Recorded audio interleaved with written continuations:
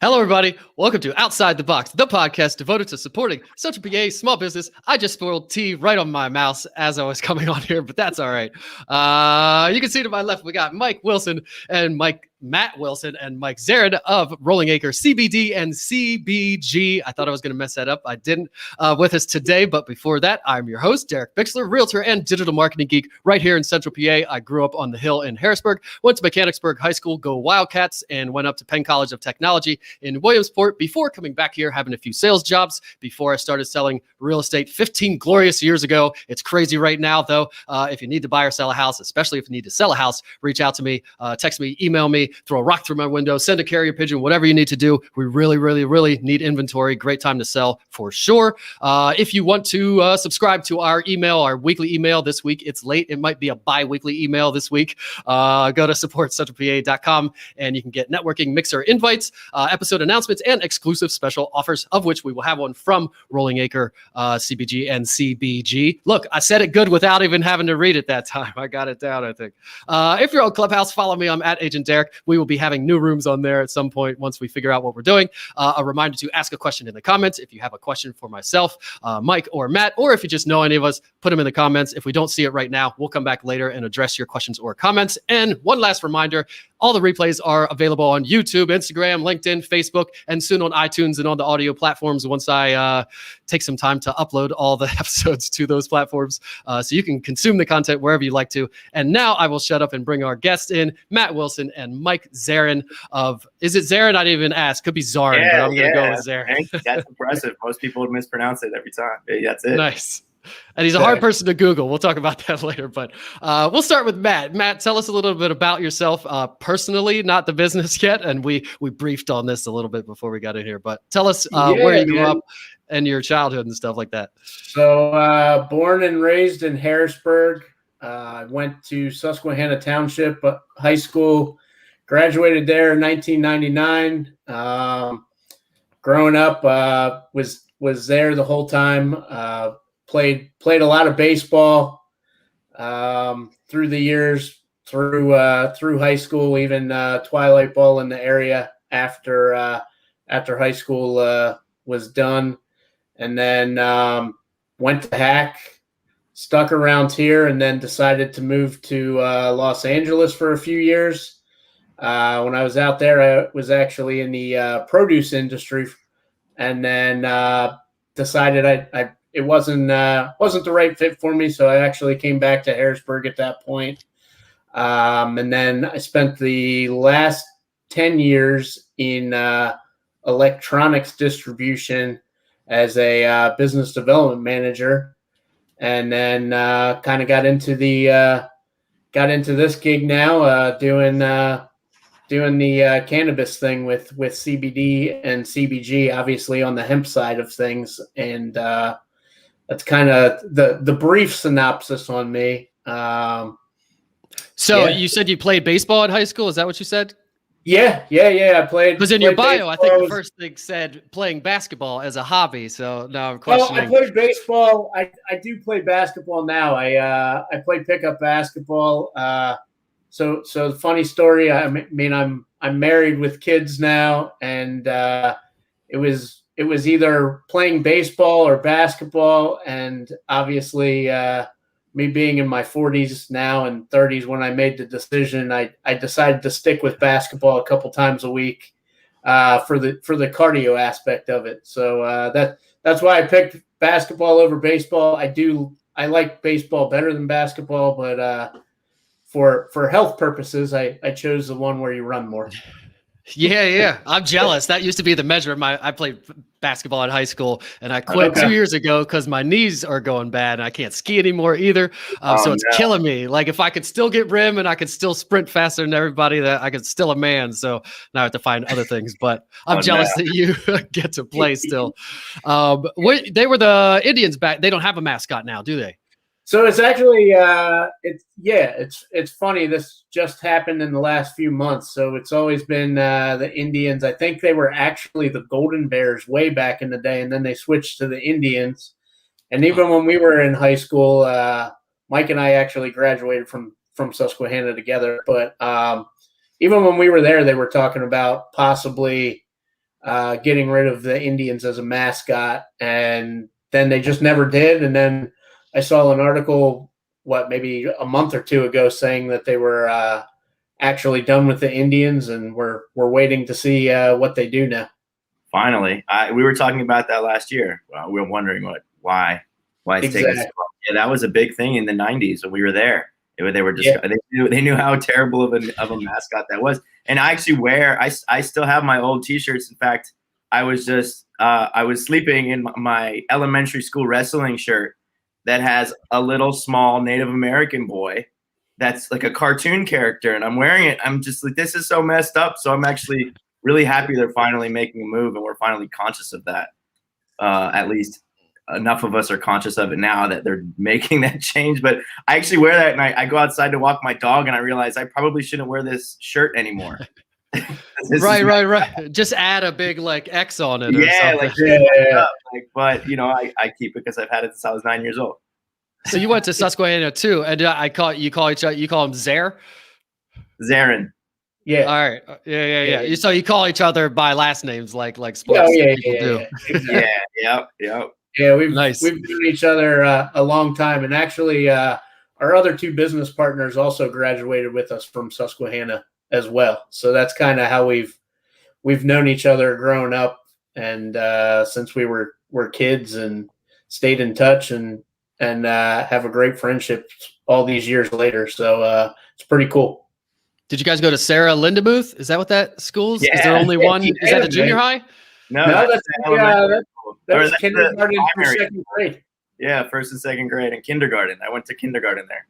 Huh. Yeah, I remember we used to go there because they had basketball hoops that were only 8 foot high or 6 foot high or something, so we could have dunk contests.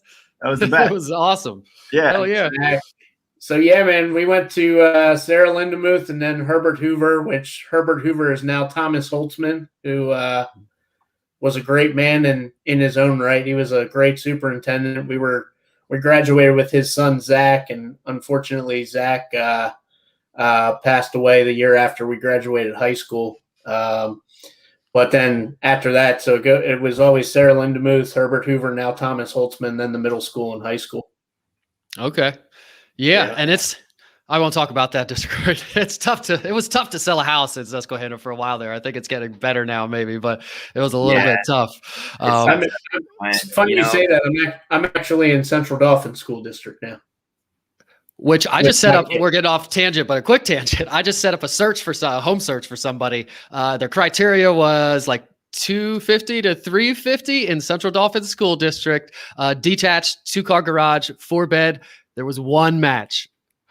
Oh, wow. It's crazy. I had a realtor call me the other day asking if I would sell my house, and I was like, "Yeah, that happens to me every week."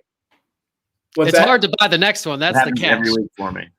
Yeah. If you had some dump you needed to get rid of, or you had to move, or you have something and you don't have to buy another one, it's the best time ever. Sell everything. But yeah, totally. So Matt, you went to HACC. What did you got into distribution after college? I think you said, did you go to HACC for distribution, or what were you studying there? Did you already say? I was just doing general studies there. And then just pretty much after that, I decided to head out to California because Mike and 2 of our other good friends were out there, and I didn't have any commitments or anything holding me down. So I decided to just give it a shot and move out to LA. And like I said, I got into the produce distribution side of things. And that's really when my distribution career kind of took off. So I did that for 2 years and then came back here and then got into the electronics side of distribution back here for 10.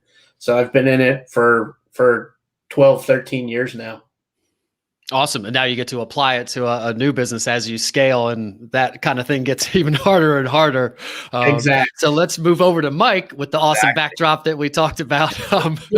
Tell us a little. We know you're from Susquehanna and you played baseball and you guys are like this. So after high school, what did you do? Yeah, actually, I wasn't a baseball player. I was a skier as well. Ski Round Top was my home. That was my second home. I was there at least 3 nights a week, all through my childhood. And yeah, but after I left Harrisburg when I was 18 for college, and then I moved out to California Christmas of 2004 to pursue a career in entertainment. And I've been here. I'm still in California today. And LA?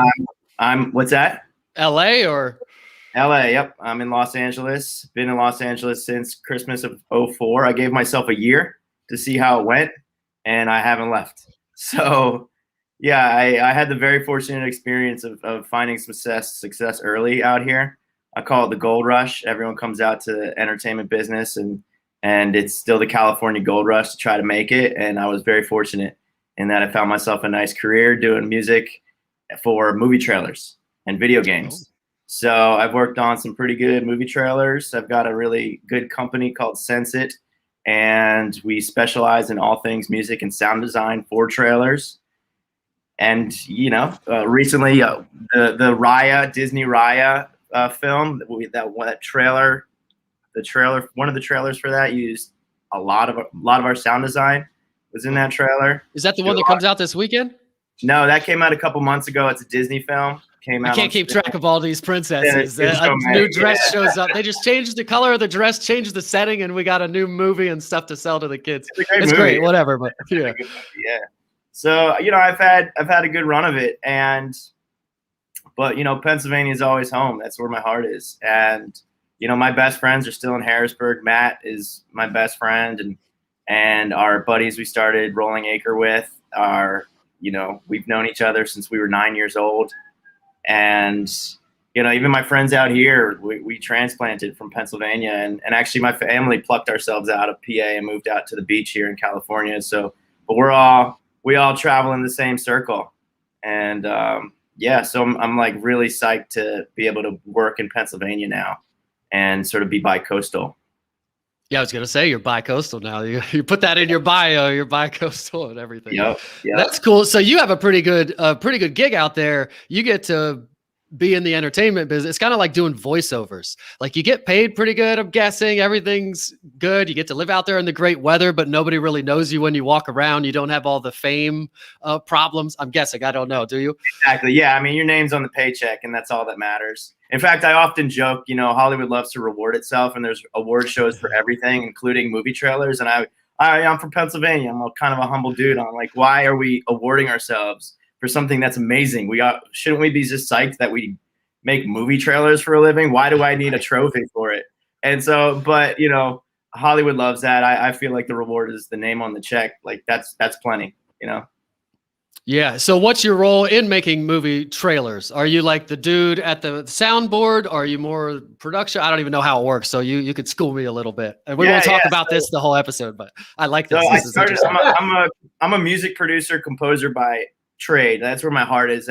But I studied music business. So I actually own a business that specializes in creating and licensing music into trailers. So we'll write original music, or if someone's using a song and they need it to sound bigger and work better to make it more exciting, they'll call us and we'll make it sound bigger and more exciting for them. So there was a movie last year on Netflix called Ma Rainey's Black Bottom, and it was all about jazz music, and it was really cool jazz music, and they needed to make that jazz music sound cinematic and big. So they called us up, and we did 3 of those trailers for them to just make it sound as big as it could possibly be. But then we also we sign artists. We work with artists and of all genres, and we get them into trailers. We work for artists as big as Motley Crue and Armin van Buuren to an up and coming independent person like a woman named Carly Paradis, who you probably never heard of because she's a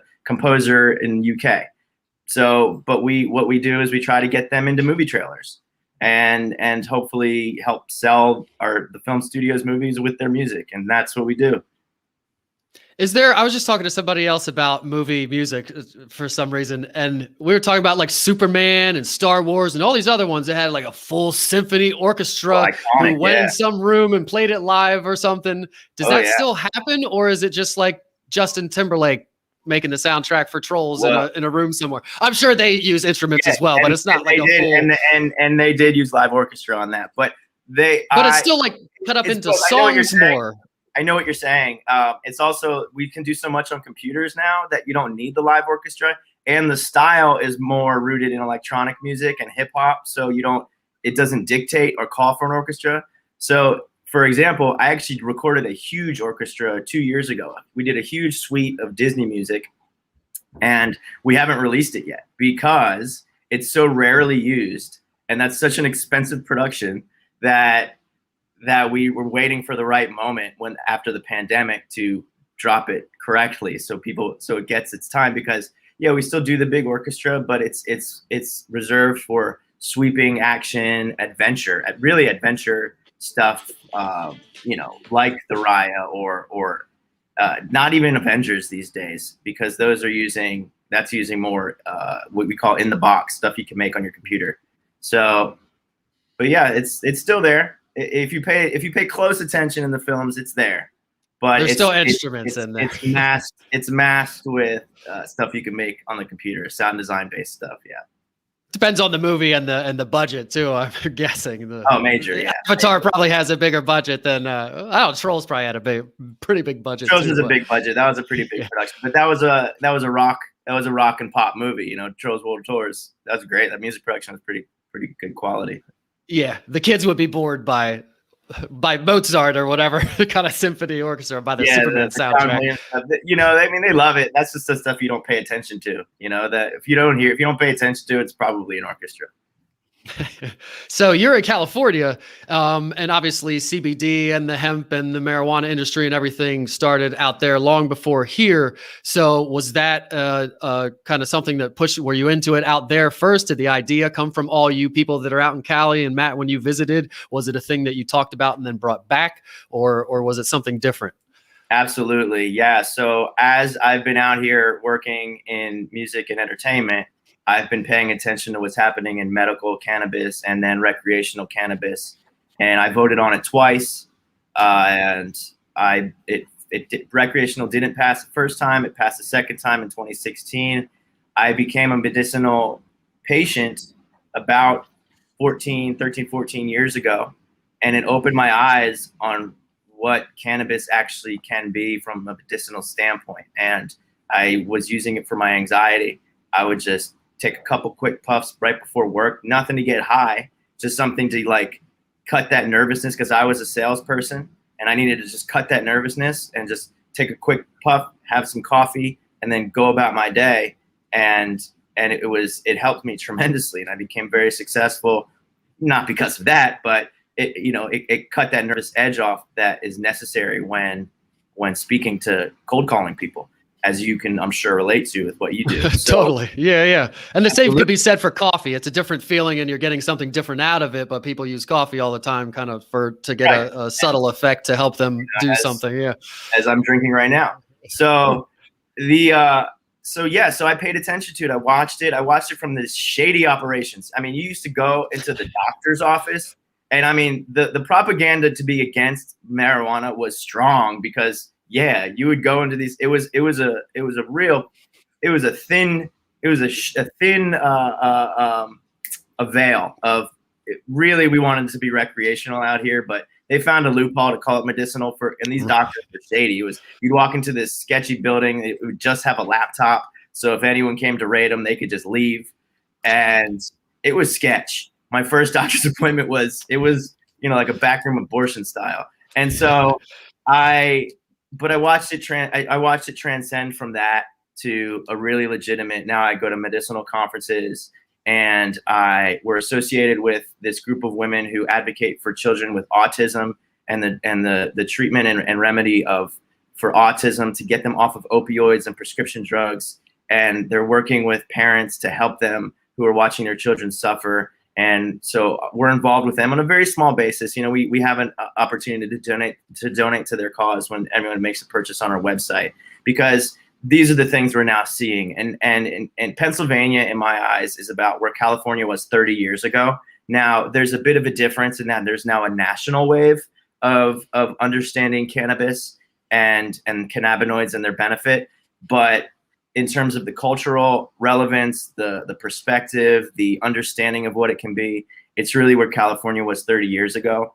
And I've watched it go from that shady operation, the doctor in a sketch building with a laptop, to major corporate money and so many brands that you don't know what's what, and just people now this is the new gold rush. And so, but this gold rush happens everywhere. This is happening everywhere. So I went back to Harrisburg in 2017, and I sat down with my buddies and I said, guys, now's the time. We need to really think about this, because there's so much that we can do in Pennsylvania.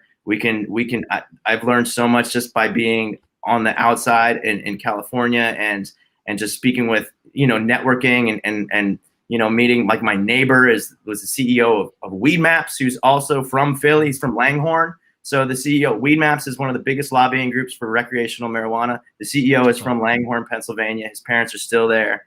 And so we connected over the Eagles and just, all these things. And I'm just learning so much. And we want to bring it back to Pennsylvania, because that's where I'm from, and that's who I am. So that's basically what it is, man. Yeah.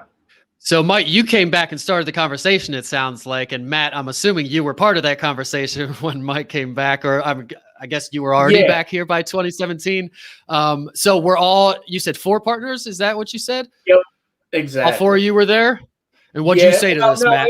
You're crazy? It was initially Mike and myself, and then we got the other 2 guys involved after that, and just kind of brought it up. They said they wanted to get into it too, and really, when Mike came back, we were looking to get into the medical marijuana side of things first.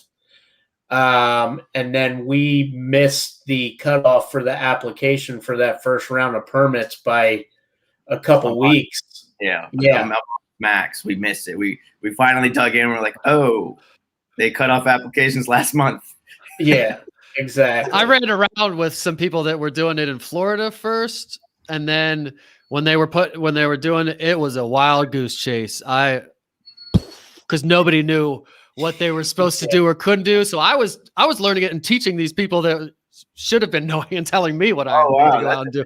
It was something. I was on a big wild goose chase. I figured it all out, and then they finally, then they didn't get it. So then it was all for naught. But what were you doing in Florida? I was here. They were people from Florida that already had cannabis businesses in Florida, I guess, and they wanted to open. They were trying to do it in Pennsylvania, and they just didn't get it. And I spent so much. Yeah, that was a big old wild goose chase, but obviously somebody figured it out and are capitalizing on it. So what was the first step once you guys met? What was the first step? Did you go out and buy a farm, or what did you do? So we were looking for farms. So Matt, you can go for that. No, go ahead. Okay. Yeah. So basically, even prior to looking for farms, we were discussing potentially buying a license, raising some finances, and purchasing a license that somebody had already obtained. And there was some drama going on with some Arizona companies who were monopolizing in Pennsylvania, and the state wasn't too happy about that. We thought that might be an opportunity. However, we weren't super keen on going to raise that money right away. So how much just one of those costs? I know a liquor license is like 100, 200. Are those like $1 million? How much does a cannabis license? Purchase one. I mean, you're talking tens of millions. So that much? Wow. Yeah. Okay. Yeah. I mean, to get the license it's only a couple million. You have to show a couple million. I don't know the exact specs by memory right now because it's been a few years, but you needed to show a good amount of reserves in the bank, and then on the secondary market, that obviously goes through the roof because there's only so many. As you know, supply and demand. There's only 52 licenses for recreation for retail, and 26 or 32. I forget the number for grow process. So that's a very small number. That's a high value if you're going to resell that. Yeah, I think looking back on it, I think it was like you had to show $500K for a dispensary license, and then you had to show like 1.2 million for a grow license. Something along those lines. It was around that ballpark, just in terms of your capital reserve, so you can sustain the business. The state needed to see that, and then but then we decided, let's pivot into hemp for now. That's legal. There are benefits with the cannabinoids, and cannabinoids is another word of saying CBD, THC, CBG. Those are all referred to as cannabinoids. Those are the molecules within the plant that are extracted, and that's what your body reacts to. So you can get cannabinoids obviously out of hemp, and we can start there. And in fact, CBD has so many benefits that's a great place to start. So do you need the same? Are there? Why is the word escaping me? Why can't I even talk right now? What do you have to do? Do you have to get certifications and licenses? Do you need licenses to do regular hemp and CBD and all that? So it's a much lower point of entry. You just need a certificate from the state to grow and process. And coincidentally, or I should say as fate should have it, because we keep bumping into things like my neighbor, who's the CEO of Weed Maps, one of our partners' brother-in-law was already growing and processing in Carlisle. So we went out to the farm and met with him and loved what he was doing and realized that we can create a really nice partnership here. So we jumped on board, and he already had Rolling Acre Farm. That was already a farm in business in Carlisle where he was growing and processing. And his quality of CBD coming back from California was objectively great. And I'm telling you, in a state where there's so many products around right now, it's so easy to pass garbage. And in a national market where it's now legal to grow hemp, anybody can do it. So it was nice to meet somebody in Carlisle who is objectively making really good product and cared about it. So we joined up with him. We decided, let's work on your branding, your marketing. Let's put a whole plan. Let's put a whole thing together. We connected with a company out of Philadelphia who specializes in cannabis branding called Butter Creative. And we're trying to keep everything as Pennsylvania as possible. So it was awesome to find this company in Philly that was already doing it. They had started in Colorado and moved to Philly, and that's where they've been for, I believe, 5-6 years, and re-envisioned the brand and started going. And the whole point is to get the name out throughout the state and the surrounding states, the Mid-Atlantic, and really educate our neighbors about what CBD, not just CBD, what cannabis can do. And obviously we have CBD and CBG, which is a very much lesser known cannabis product, much lesser known cannabinoid, because it's something great. So it's, what Matt's on the ground initiatives is he's going around educating as many people as he can, just face to face. Yeah, definitely. And there's like a big thing, just talking about it with what's called the endocannabinoid system, which is kind of when you take a cannabinoid in, that your endocannabinoid system is the receptors where that specific cannabinoid will actually pick up and shoot to different areas in your body depending on the cannabinoid.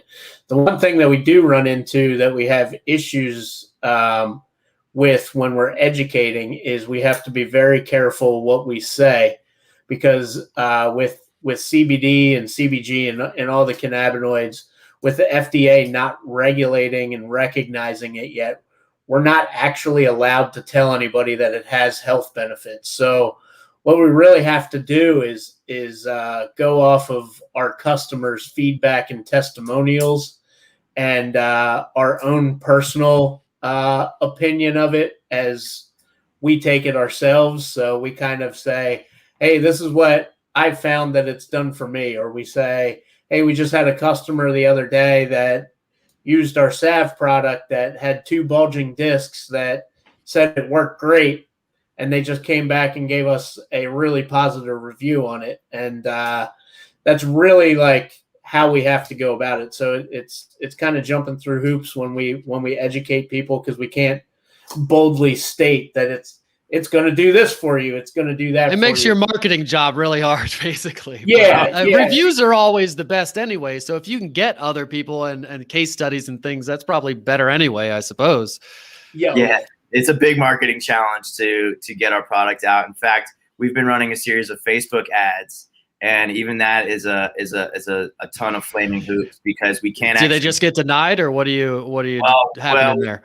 We're whitelisted now, and we're fortunately one of only a dozen companies that are whitelisted, a dozen or so, and so that does give us an advantage. However, where the disadvantage comes in is we can't actually talk about our product. So we have to educate somebody, link them to an informative educational article, and hope that they click through to get to our website and make a purchase. So there's, as you know, in marketing, you want to make it as few steps as possible. We have 4 steps to get to our purchase. So it's very difficult in terms of that. So it's really about, trying to educate people with your mouth tied shut. So it's tough. We have to say, I don't know if can't tell you what it does. Wink, wink, look over there. Like, read that article. Right. Written by us. Written by us that cites other articles in medicinal studies, Right, exactly. So what school us a little bit on the difference between like what you would grow at a farm like yours for CBD and CBG as opposed to medicinal or just recreational or whatever. And then opposed to, I guess, are there different plants and things for ropes and clothing and that kind of thing? So, I'll take this one. So, I mean, basically when I'm out and about, people are like, oh my gosh, that looks exactly like marijuana. So I really start out saying, I come up here and I'm like, there's cannabis. And then when you come down on each side, there's the marijuana plant and then there's the hemp plant. So with the marijuana plant, you have high levels of THC, and I would hope everybody knows, most people know that THC is the active cannabinoid that gives you that high feeling and what makes it illegal. So that's on the marijuana side. When you come down to the hemp side still has little small trace amounts of THC in it, but it doesn't have enough in it for it to get you high. So in fact, when you grow a hemp plant, it has to be 0.3% THC or less in order to make it legal. And so that's really what it is. When you grow that hemp, it's low amounts of THC. And then we have Rich, where we grow everything, we harvest it, dry it, and then Rich gets it in his lab and processes everything. But and then who tests that? Do you send a sample to like the FDA or somebody and they sample? Because I know a lot of industries, the food industry, there are standards, but they test their own things and then send their results to the FDA and say, hey, we're good. And they say, okay, you're good. So who tests that and polices it? On a side note, so there's actually So there's actually a few levels on it. So while it's growing, as a matter of fact, we're actually going down to the farm hopefully tomorrow to put our new plants in the ground for the season. So then we'll do that. We put them in the ground, and then end of August, early September sometime, Rich actually has to have an inspector come out. And they'll actually come out and test the plants to make sure that there isn't a high level of THC in it. So once that happens, they inspect it. They say, okay, the plants are good. But once it's inspected, you have to have the plants out of the ground within 2 weeks of that inspection date. And if you don't have it out of the ground within those 2 weeks, you have to do the inspection process all over again. Because you can grow all new plants within 2 weeks, right? No, it's one of those deals that so if you don't have it out of the ground, then they would come back. They would say, oh, you don't have that out of the ground. We have to retest it now, because the longer it's in the ground, the more cannabinoids it can actually produce. So it could actually change and increase. Yeah, in a 2 week period, it could actually change. They're not worried about you doing the old switcheroo or anything. They just gotcha. Yeah. So that's kind of where that inspection comes in at. So then after that, after we harvest and do everything, and Rich gets his biomass to actually produce things in the lab, he actually tests things himself. And then after he tests them himself, he actually has a few labs where he sends it out to be third-party tested. And we do everything that we do, we have a third-party test. And our big thing is that we start it from the seed the whole way through the end product. We tell people that everything in our product, we know what it is, exactly where it came from. And everything stays in-house on the farm other than us sending it out to be third-party tested. And then once we get that third-party test back, we have the batch number on our barcode on all of our products. And then we actually post all of those third-party tests on our website to be very transparent and honest with our customers, so they know exactly what's in there and what they're putting into their body or onto their skin. So that's kind of the basic gist of how it works.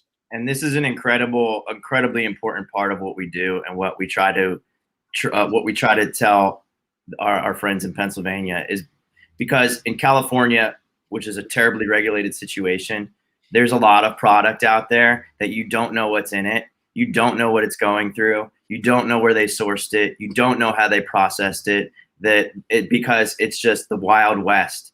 And might not be CBD at all. Exactly. Yeah. And then there's that. And then there's like that the stuff at the counter at Rutter's. That's a national problem. Yeah, you stop at Rutter's, you grab a CBD oil, and it's just like garbage. You know, it's hemp seed oil. There's nothing in it, and it gives companies like us a bad rap because. And so that to us is one of the most important things, to controlling it from seed to bottle, because we know what's going in it. We can show you the farm. We can show you the lab. We can show you how we're bottling it. You know, we could do the Hershey's Chocolate World Tour of our factory and show you what's happening, and because it's really important. And a lot of people, because they're newly opening up to what this is, don't yet know that. But we're coming in saying this is actually happening. There are companies out there that you don't know where they're getting their product. Their branding might look great. You might see them on the shelf in your store, and you don't see ours in the store yet. But trust me, don't trust me, actually. Do a little bit of your research and find out where they actually are growing and processing their stuff, and find out what they're doing about it. Because if you're not doing your research, you don't know what you're getting. But our whole mission is to say, look, if it's coming from Rolling Acre, we are making sure it's good. And do your research and vet us, because we third party test it. Yeah, because it's kind of like the supplement game. I guess it's very similar in that people could even white label it. I mean, half the stuff you see, it's just they bought it from somewhere, they white labeled it, and the people selling it don't even know what's in it or anything. So it's really crucial to get high quality stuff that you're putting in your body and on your body. Most of it. And honestly, a lot of CBD companies. Sorry, Matt, I'll just say this one last thing, and I'll throw it over to you. A lot of CBD companies are run by branding agencies and marketing companies, and so they put together these wonderful packages. You know, we fortunately have a great package too, but we're not run by a branding agency. But many are. So they take care of everything else except the actual plant. So they'll come out with a pre-roll pack, pre-rolls, joints, and they'll look beautiful. They'll look amazing, but you don't know where it comes from. The paper or the stuff inside or any of the preservatives or anything they put in there. Exactly. That's what I was going to touch on too. I'd say probably like 75 to 85% of the CBD companies that are out there right now, it's a total white label product. So they get their stuff from somewhere else. They bring it in. They'll either get their hemp from out of state or another farm in state, and then they process it themselves, or they'll actually just buy the crude oil and get that crude oil, and then they just make their own products with it. And that's really what we kind of, like Mike touched on it, but we really stress that know where your product's coming from and who's processing and doing all of that. And that's really one of our big strong points that we let everybody know. Yeah, that's a good segue into. So you're processing it all on site for the most part. What are you making it? What products do you have? So we have 1,000 milligram tinctures of CBD and CBG. We have. What's a tincture? What a tincture? What's a tincture? TINCTURE. Yeah. So actually, Mike's showing that. Here's what an actual tincture bottle looks like. So a tincture bottle is like that. This doesn't have the label on it. This is just a tincture bottle. So, and then here's our pet. Yep. Our pet comes in blue. So you get a tincture bottle. You do that. You get a dropper. It's a graduated dropper there up to a milliliter. And it has 30 milliliters of oil in it, depending if you get our CBD or CBG. So it's CBD or CBG oil with MCT oil and then natural flavoring. And then MCT oil is coconut oil if not everybody knows MCT oil. And I know it, and my butt knows it. My stomach knows it. I swear I don't use that stuff. I put like a dab of that stuff in. I'm gonna be sick really? all day. So then that's not for you. Then you my will body not doesn't go well with that stuff. When, Okay, what was that right. coffee? Everybody was putting it in bulletproof coffee or whatever. And yeah, my ex-wife now was drinking it, and I was like, I'm gonna try it. Man, never again. Maybe just a lower dose, maybe. They do ghee. They put ghee in bulletproof. Like that. Yes, they go even further. Like butter, basically. They put a stick of butter. Yeah. I think she put both butter and MCT. I don't know, but yeah, it no, wasn't it's good. like a whole combination that they do. Yeah. So is that most of the fluid that holds all this kind of like stuff you put into it? Is that the purpose of the MCT oil? So you have to use a carrier in order for your body to absorb it. So we use MCT oil because the fatty content in the MCT oil actually helps the CBD or CBG absorb into your body. So do that's other what lesser brands use something different? Some brands use olive oil or different types of oils. I forget what else there is brand wise, but like the big ones are olive oil and MCT. We use MCT because we feel that just because of the fat content in MCT, it helps absorb a little bit better. So that's the carrier we use. Like I said, so we have the 30 milliliter tinctures and CBD, CBG, 5 different flavors, all 1,000 milligrams. So we have unflavored, berry compote, orange blossom, lemon, and peppermint in both the CBD and CBG. And then we actually carry chicken and bacon flavor for pets as well. So we're yeah, and it works really well with your pets at home. You can put it on your burger too, if you're into that. Yeah, exactly. So like when I was talking about the endocannabinoid system earlier and how when you take CBD or CBG, it sends the signals off through your endocannabinoid system. So not only do people have an endocannabinoid system, animals do as well. So it's beneficial for animals as well when they're taking it. So that's why we have the chicken and bacon. Are other people doing that too? Did you get that idea from other people? Yeah, because that's a whole. That pet industry is ginormous. So I've been giving my dog CBD for about 6 years now, and it helps him tremendously with his anxiety. And I'm giving it to him this week because he tells you. No, I see. I watch it. I give it to him, and for him it takes 2 hours to kick in. So I give it to him, and then 2 hours before we're gonna go see people, and then he's like he's social, he's hanging out with everyone. Whereas without it, he's hiding in the corner. He's like, get me the heck out of here. He's going back to the car. So it's interesting, and the horse community is getting into it as well. That makes sense. Yeah, totally. So, especially with people getting busted for drugs in the horse industry and whatnot, they need something else to help. I guess. Yeah, that one guy who won like 2. He's a big horse racing guy who's won like the Triple Crown or something. Baffert. Got busted for doping horses or something. Are you serious? I think so. Yeah. Yeah, I shouldn't laugh because that's terrible. That's kind of hilarious. Which I'm sure, I mean, they're probably all doing it, but they just figure out whatever they test for and they figure out something else to do or whatever. But I mean, this is completely different, but the animal industry, that's great. Wow. Do they do greyhound doping too in Florida where you can still raise greyhounds? I'm sure they do. Can you still raise greyhounds in Florida? Can they? That's not animal rights thing. I don't know. I know that was on the fence in Florida. I don't know if they outlawed that or not. The greyhound racing, did they? You definitely can't fight them. I know that. Well, that's who needs it. That's who needs to calm down. The fighting dogs. That are, the pit bulls have high anxiety. They're bred that way. And that's my dog. He's a pit bull. Yeah. So is that just on your website? Do you have like a separate page for like pet stuff, or how does that work?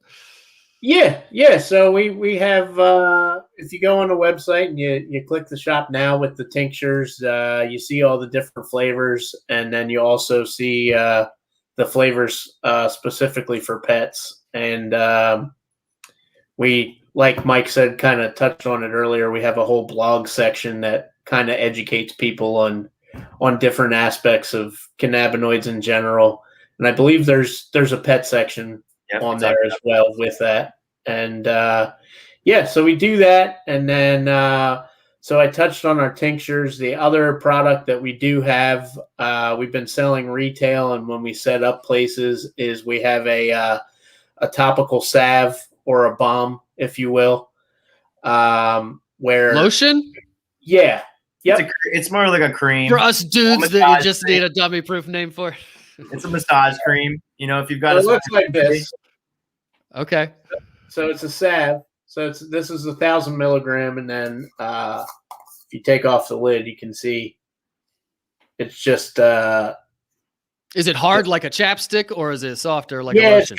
It's a salve it's like a chapstick. Once you rub your fingers through it, it's really it softens up, and then you just rub it on a muscle that's sore or something like that. And we've really gotten great reviews with it, and we're in the process of getting it up on the website and starting to sell it on the website as well. So we're hoping by mid to end of next week, it's going to be up on the website rolling. Actually, it will. It definitely will be. We're set to have that up by Wednesday of next week. So it'll be online. We've had a lot of people asking for it to be online because they come when Matt's set up at different farmers markets and area events. People are really, really liking it. And they're asking for it to get it online so they can keep ordering it, which is great. The feedback we're getting is great. I believe we have it at the Hershey Spa. They've been no, not yet. Oh, apologize. We don't have it there. I know some of their massage therapists over there have been using it, and so that's I think where I got my wires crossed there, because they've been using it and testing it out for us and getting really good feedback.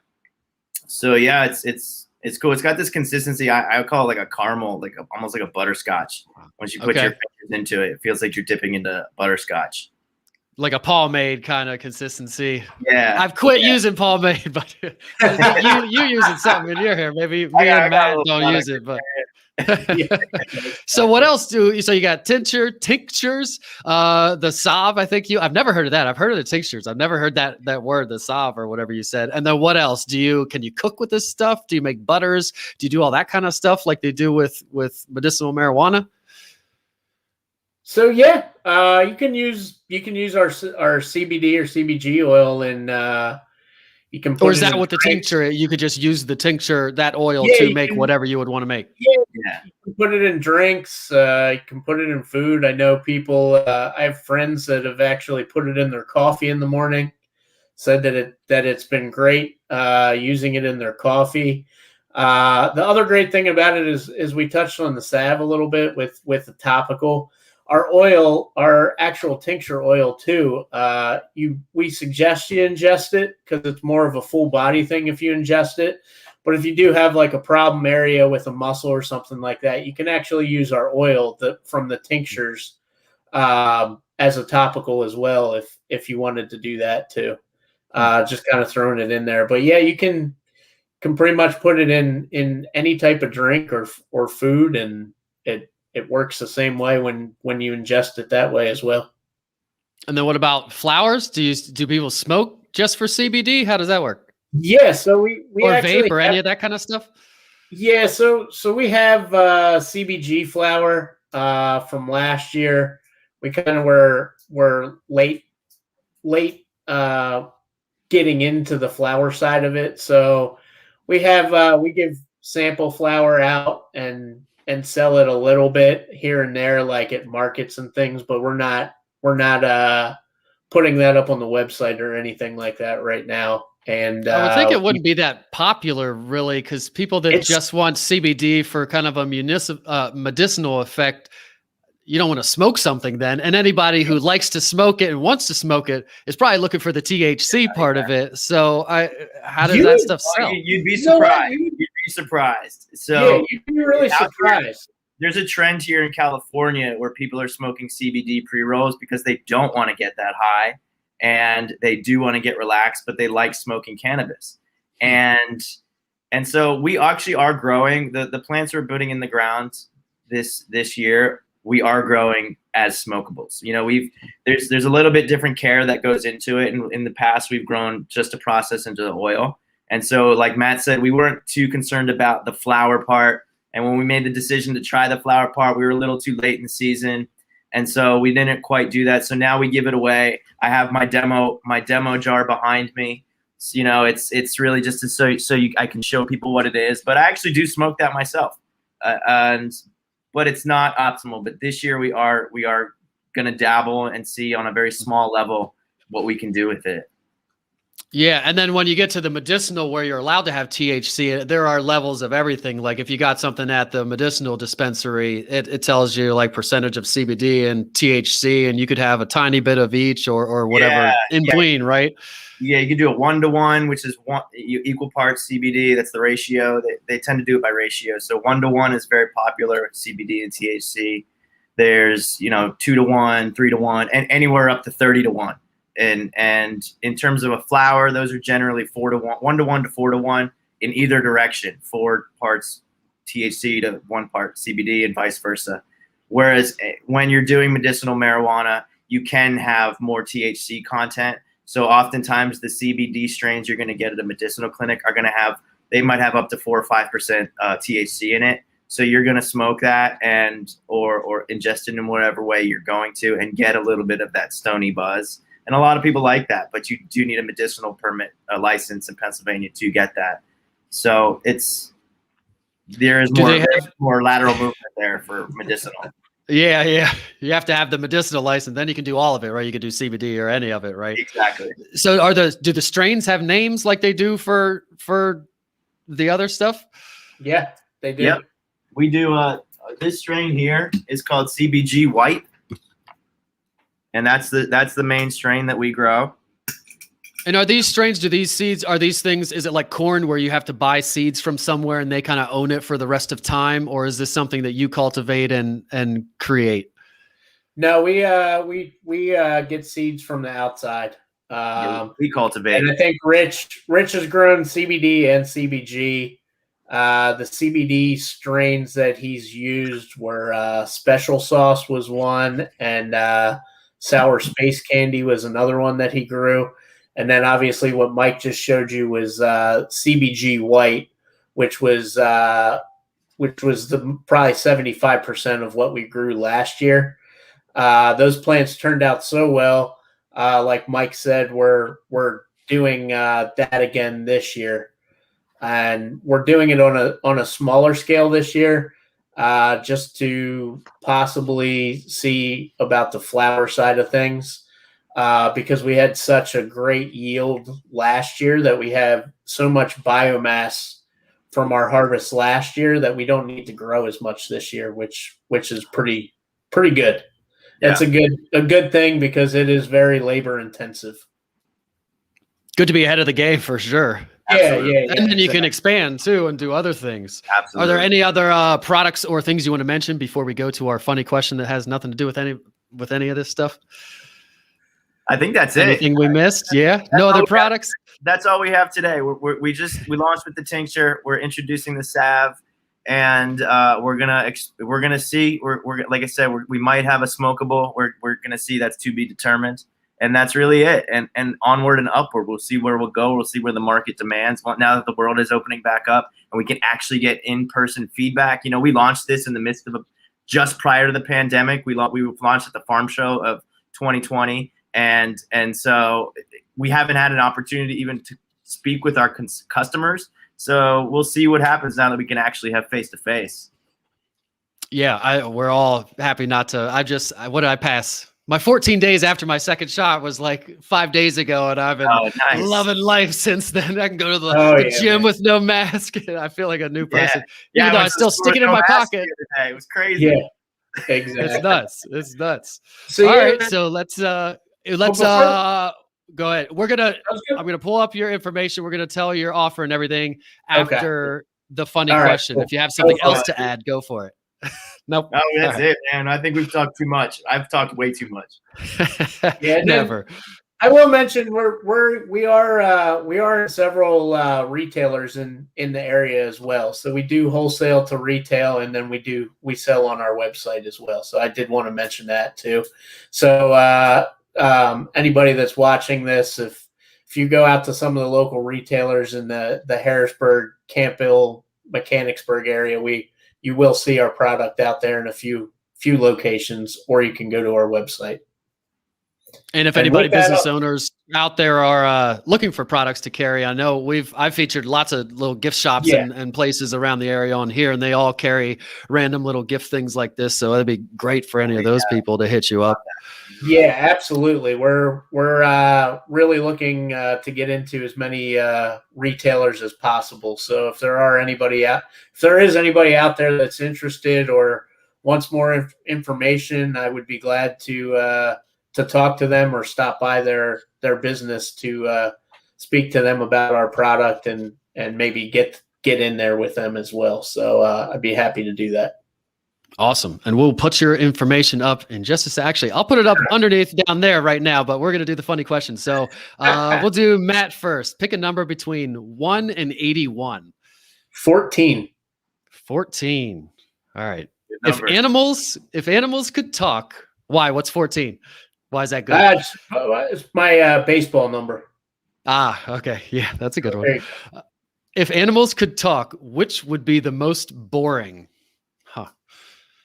Oh man, the most boring animal. Probably I go towards a mule and think of Eeyore from Winnie the Pooh. Just very slow talking, depressed type of thing. So that's the first thing that popped in my mind. So there you go. He was pretty boring. Yeah, compare him to what's that? Shrek. The donkey. What's Donkey on Chris Shrek. Rock? Like the opposite. Oh yeah, he was way more upbeat than Eeyore. But yeah, totally. All right, you pick a number, Mike. 21. 21. If you could be in any movie, what would it be? That's appropriate. Yeah. The Last Action Hero.